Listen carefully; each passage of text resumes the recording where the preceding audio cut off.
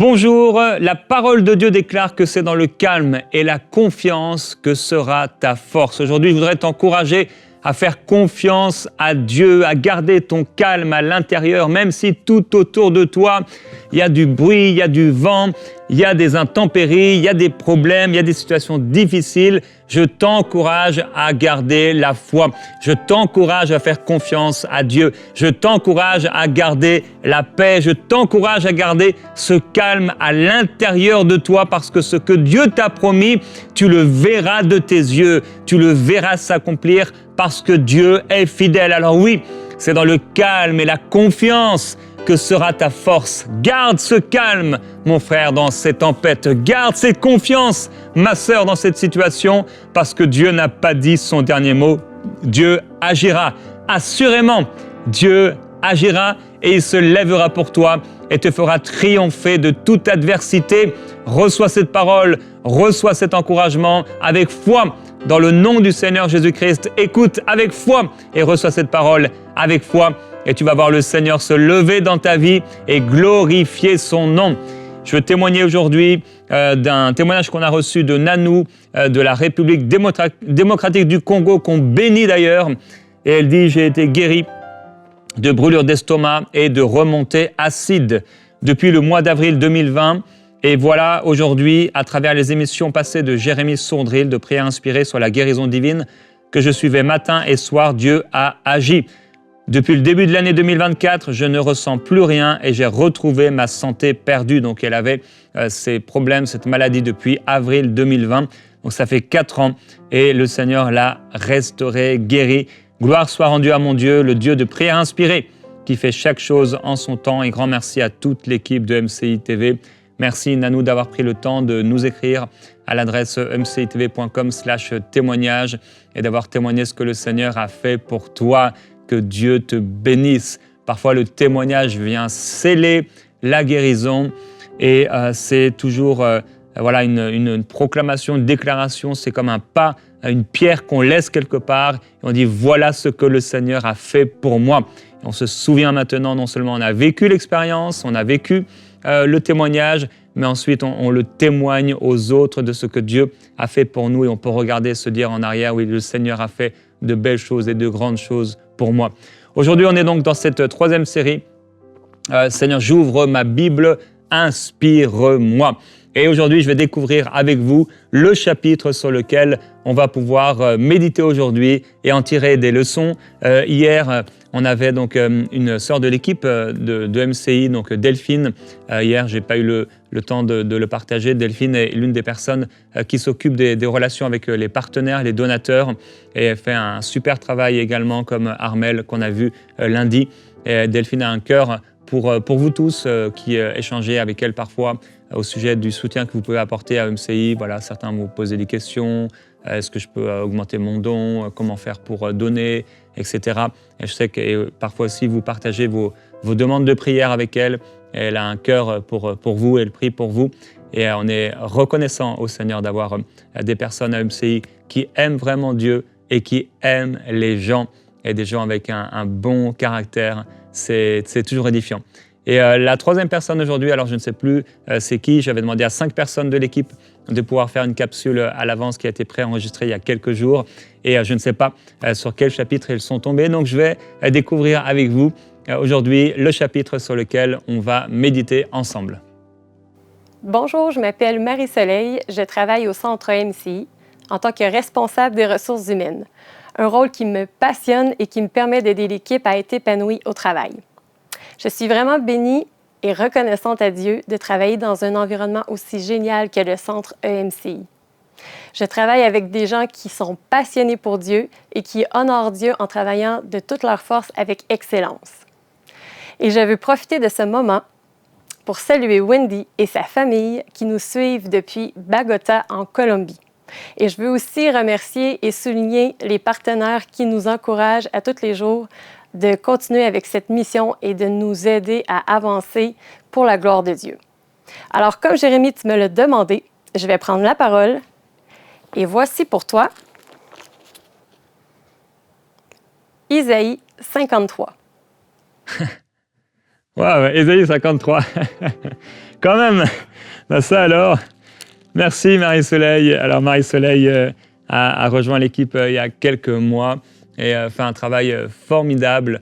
Encore quelqu'un doté de talents super, un très bon caractère. Il fait beaucoup de bien au niveau des ressources humaines. Et merci, merci beaucoup Marie-Soleil d'être là. Et pour ce chapitre d'Ésaïe 53, alors bon, un bon chapitre. Ah, ça va faire du bien de méditer sur Ésaïe 53. Ésaïe chapitre 53.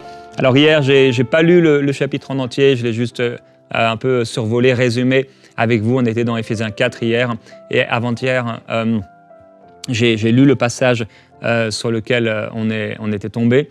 Aujourd'hui, Ésaïe chapitre 53, je crois que je vais le lire parce que ça fait peut-être longtemps que vous n'avez pas lu Ésaïe 53 et il est évident que là, on va pouvoir en retirer des leçons pour notre vie. Je vais prendre un carton pour pouvoir noter un peu les leçons. Je vous encourage, quand vous méditez la Bible chez vous, à pouvoir avoir une feuille ou un carton comme ça et vous écrivez ce que le Seigneur vous dit, ou alors directement dans votre Bible, pouvoir écrire ce que le Seigneur vous partage. Alors, Ésaïe chapitre 53, il est écrit « Qui a cru à ce qui nous était annoncé? À qui le bras de l'Éternel s'est-il révélé? Il s'est élevé devant lui comme un rejeton, comme une racine qui sort d'une terre assoiffée. Il n'avait ni apparence, ni éclat pour que nous le regardions. Et son aspect n'avait rien pour nous attirer. » Il est parlé bien sûr de Jésus. « Méprisé et abandonné des hommes, homme de douleur et habitué à la souffrance, semblable à celui devant qui on se voile la face ou on détourne le visage. Il était méprisé, nous ne l'avons pas considéré. C'est pourquoi ce sont nos souffrances ou nos maladies qu'il a portées. C'est de nos douleurs qu'il s'est chargé. Et nous l'avons considéré comme atteint d'une plaie, comme frappé par Dieu et humilié. Mais il était transpercé à cause de nos crimes, écrasé à cause de nos fautes. Le châtiment qui nous donne la paix est tombé sur lui. Et c'est par ses meurtrissures que nous sommes guéris. Nous étions comme tous errants comme des brebis. Chacun suivait sa propre voie. Et l'Éternel a fait retomber sur lui la faute de nous tous. Quelle grâce! Il a été maltraité, il s'est humilié et n'a pas ouvert la bouche. Semblable à l'agneau qu'on mène à la boucherie, à une brebis muette devant ceux qui la tondent. Il n'a pas ouvert la bouche. Il a été emporté par la violence et le jugement. Dans sa génération, qui s'est soucié de ce qu'il était retranché de la terre des vivants? À cause des crimes de mon peuple, de la plaie qui les avait atteints. On a mis sa tombe parmi les méchants, son sépulcre avec le riche, quoiqu'il n'ait pas commis de violence et qu'il n'y ait pas eu de fraude dans sa bouche. Il a plu à l'Éternel de le briser par la souffrance. Après s'être livré en sacrifice de culpabilité, il verra une descendance nombreuse et prolongera ses jours, et la volonté de l'Éternel s'effectuera par lui. 2 versets encore. Après les tourments de son âme, il rassasiera ses regards par la connaissance qu'ils auront de lui. Mon serviteur juste justifiera beaucoup d'hommes et se chargera de leurs fautes. C'est pourquoi je lui donnerai beaucoup d'hommes en partage. Il partagera le butin avec les puissants parce qu'il s'est livré lui-même à la mort et qu'il a été compté parmi les coupables parce qu'il a porté le péché de beaucoup et car il a intercédé pour les coupables. Waouh! Ésaïe chapitre 53. Ici, on n'est plus de 700 ans avant l'incarnation de Christ, avant l'apparition du Seigneur Jésus-Christ sur la terre. Et le prophète Ésaïe, on a parlé hier des 5 ministères, et l'un de ces 5 ministères, c'est le ministère prophétique. Et j'ai dit et rappelé hier que nous avons des grâces et des dons différents. Je vous ai encouragé à pouvoir respecter les grâces différentes, à marcher, à veiller, à marcher dans l'unité et dans l'amour. Ésaïe est un prophète de Dieu. Il voit 700 ans à l'avance l'apparition, le sacrifice, il reçoit cette révélation à propos du Seigneur Jésus-Christ, à propos du Messie. Alors, la première leçon qu'on peut tirer, pas forcément par ordre d'importance, mais plutôt le déroulement du chapitre, c'est qu'il est dit que Jésus-Christ n'avait rien pour attirer le regard. Alors on peut parler de sa vie terrestre, mais également de ce moment particulier où il n'a ni apparence, ni éclat et aucun aspect pour nous attirer lorsqu'il a été flagellé, lorsqu'il a parcouru ce chemin l'amenant à la croix et lorsqu'il était sur la croix. Oui, il n'avait ni apparence, ni beauté, ni éclat pour nous attirer et son aspect n'avait rien pour nous attirer. Et Jésus est venu comme une faible plante. J'aimerais rappeler aujourd'hui cette leçon, c'est que il n'est pas question de ce que l'homme considère. Tu peux être sans éclat, tu peux être sans beauté dans le monde, tu peux être vu par les autres comme insignifiant, tu peux être méprisé, tu peux ne pas aimer certaines de tes caractéristiques extérieures, ton nez, tes oreilles, ta grandeur, etc.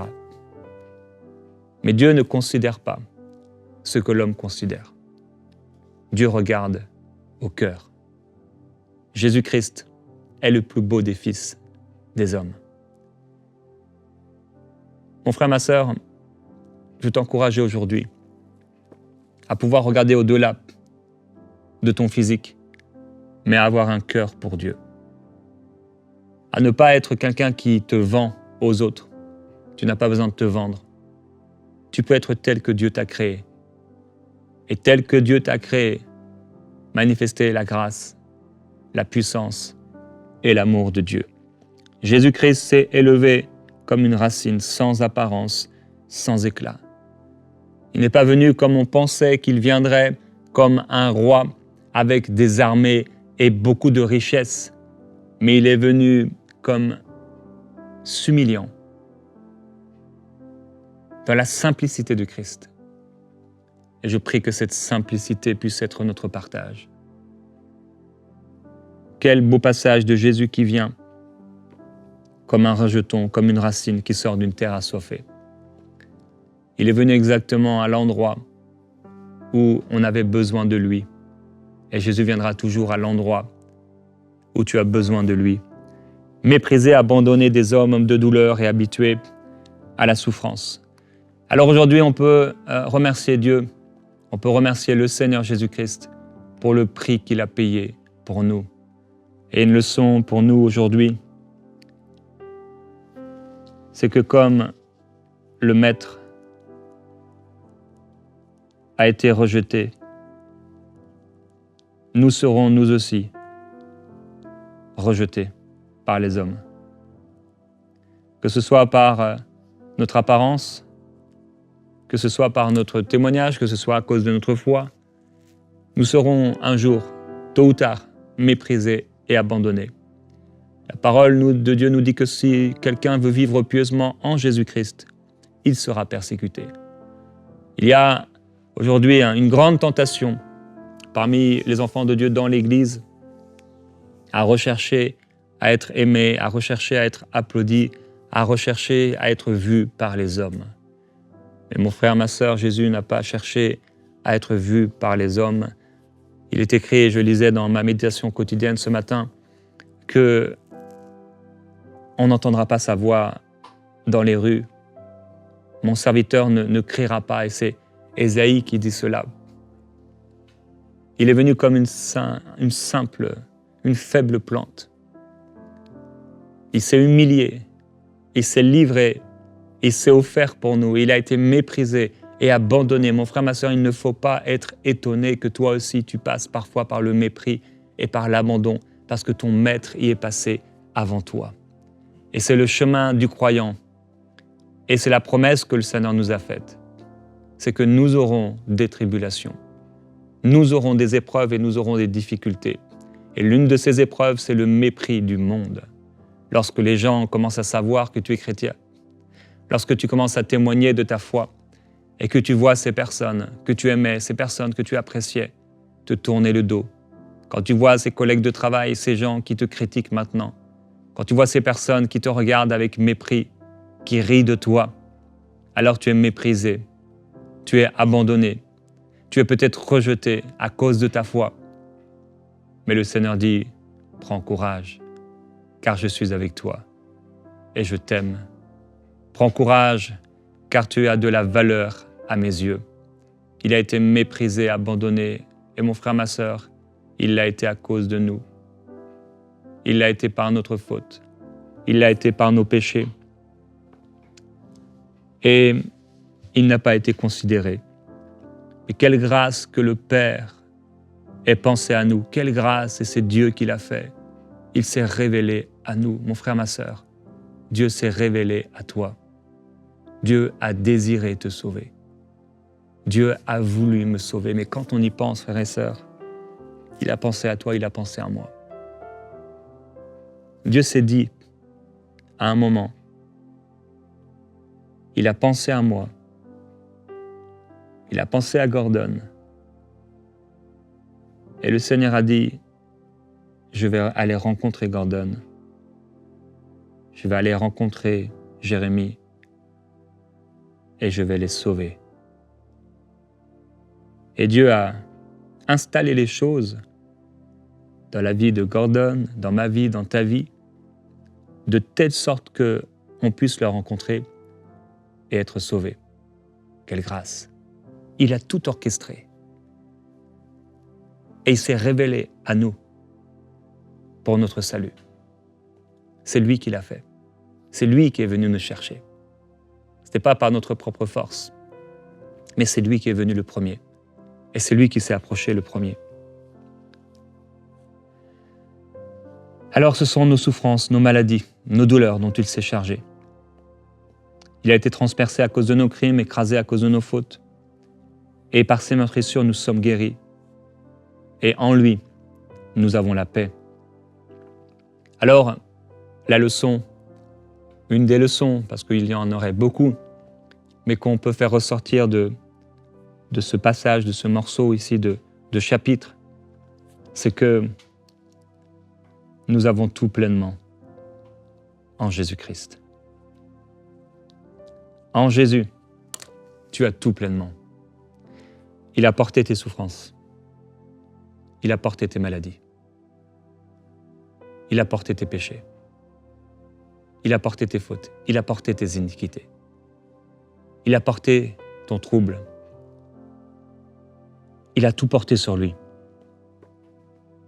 Tes meurtrissures, tes souffrances, tes douleurs, tes maux, maux de ventre, maux de tête, douleurs musculaires, douleurs, problèmes à des membres.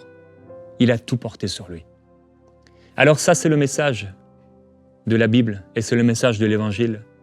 Non seulement il a porté notre faute, il a porté notre péché et il nous a donné une paix éternelle, mais il a également porté nos maladies et nos souffrances. Mon frère, ma sœur, n'accepte pas un message contraire à celui-ci, le plein évangile. Mais crois qu'en fait, en réalité, en vérité, Jésus a porté toutes tes maladies et que tu n'as plus besoin de les porter.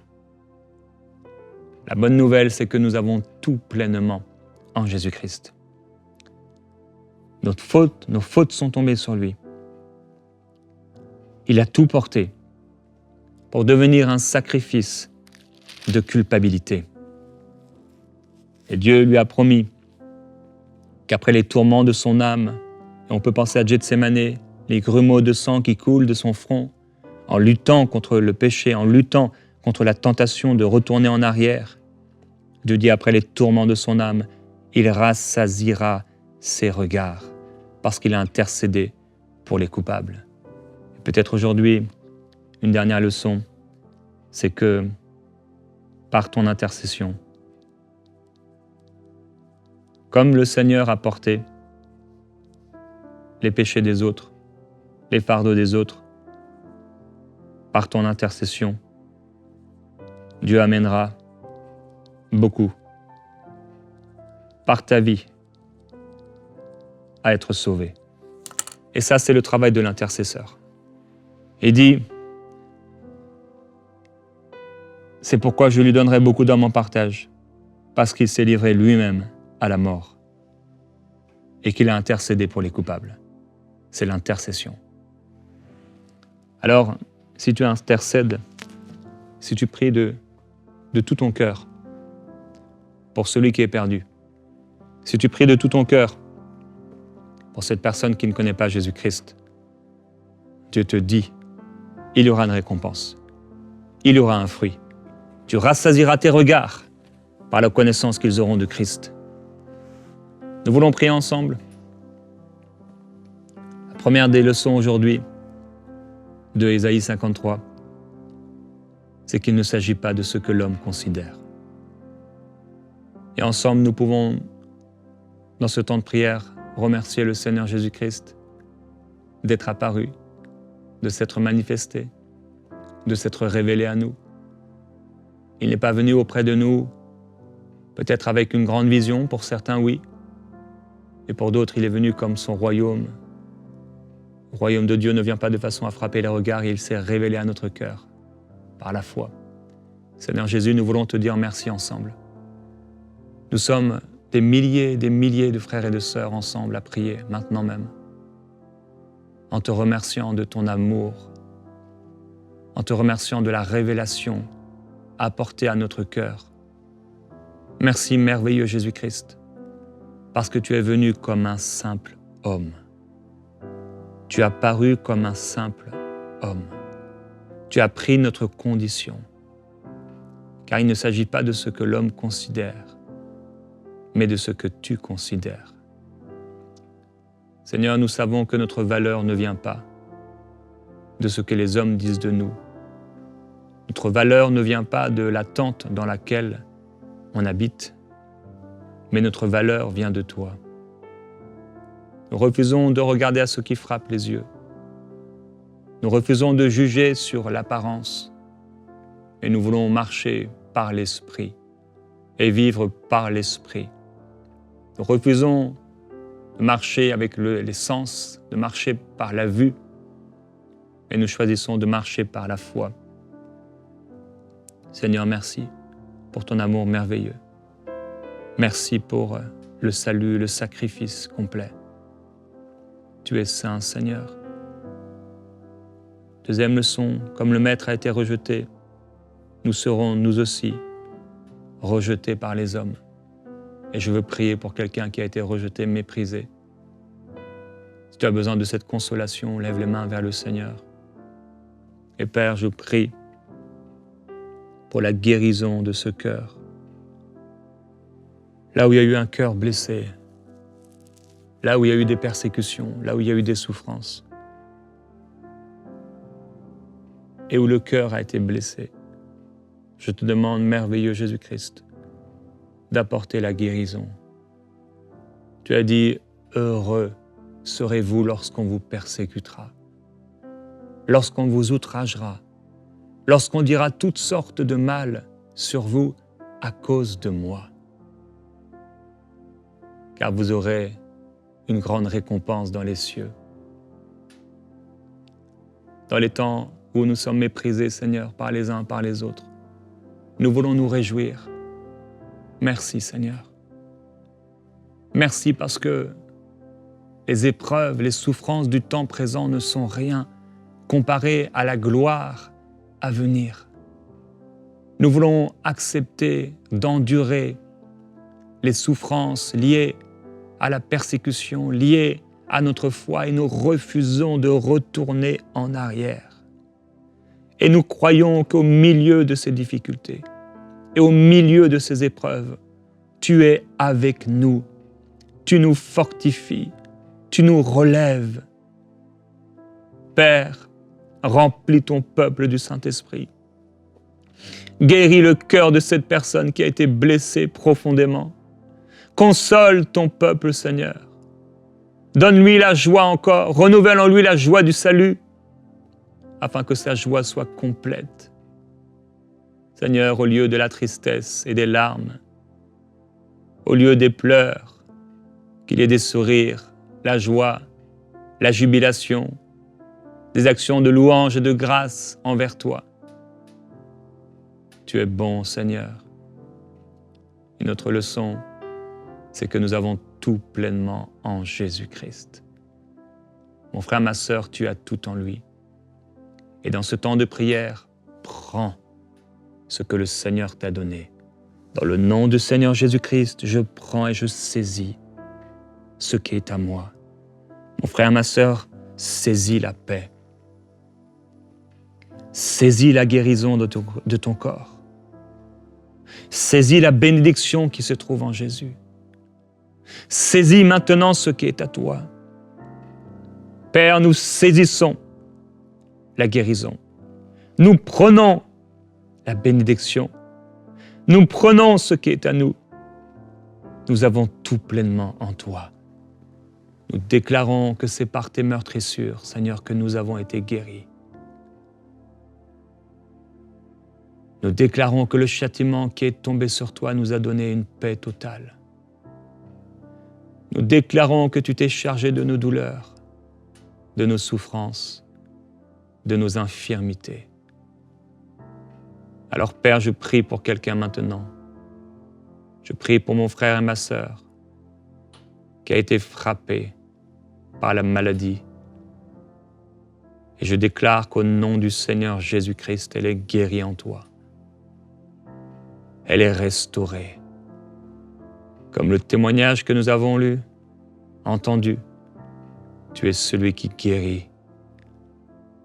Seigneur Jésus, tu guéris quelqu'un aujourd'hui. Tu libères quelqu'un dans son corps maintenant. Tu es saint, Seigneur. Tu guéris quelqu'un là où il y avait des lésions. Tu viens apporter la guérison. Mon frère, ma sœur, reçois cette guérison dans le nom du Seigneur Jésus. Reçois cette guérison dans ton corps et sois guéri et délivré de l'œuvre de l'ennemi. Sois libéré maintenant par la puissance du Seigneur et restauré en lui. Que ton corps retrouve une fraîche santé, que ton corps retrouve la fraîcheur de la jeunesse. Au nom de Jésus-Christ, reçois par la foi maintenant. Reçois, saisis cette guérison, car il t'appartient. Nous voulons prier sur cette dernière leçon par ton intercession. Dieu amènera beaucoup d'hommes à lui, par ta vie, au salut, mais également à la guérison. Puisque dans le livre de Job, nous lisons qu'un intercesseur, par sa prière, peut amener quelqu'un à être guéri, quelqu'un à être libéré. Alors Père, je prie pour des intercesseurs. Je veux être cet intercesseur qui se lève pour les autres, qui se lève pour les membres de ma famille, qui se lève pour mes amis, qui se lève pour mon prochain.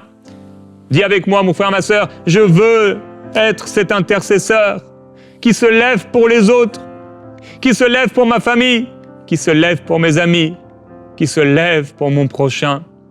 Père, assurément, alors que nous payons le prix, assurément, alors que nous portons notre croix comme tu l'as portée, assurément, alors que nous persévérons, assurément, alors que parfois notre âme est dans les tourments de l'intercession, tu agiras, tu te glorifieras, tu sauveras, tu guériras, tu libéreras, sans même toucher cette personne, sans même parfois connaître cette personne. Tu agiras et tu interviendras parce que tu écoutes le cri du malheureux, parce que la prière fervente de juste a une grande efficacité. Et Seigneur, merci de ce que tu fais maintenant. Merci parce que maintenant, le mal de quelqu'un s'en va. Le mal de quelqu'un est guéri. La délivrance de quelqu'un s'opère maintenant.